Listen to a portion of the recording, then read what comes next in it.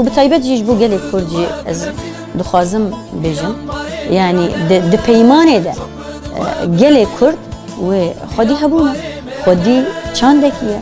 xwedî nasnameyekî ye û heta niha hatiye înkarkirin lazim e heqê wî yê destûrî werin parastin bibe xwedî hebûn di hemû ciyan de û wekî hemwelatiyekî hemû welat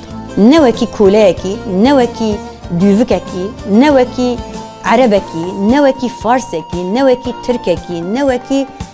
gelekî din yani em xwe bin navê me heye nasnama me heye civaka me heye gelê me heye çanda me heye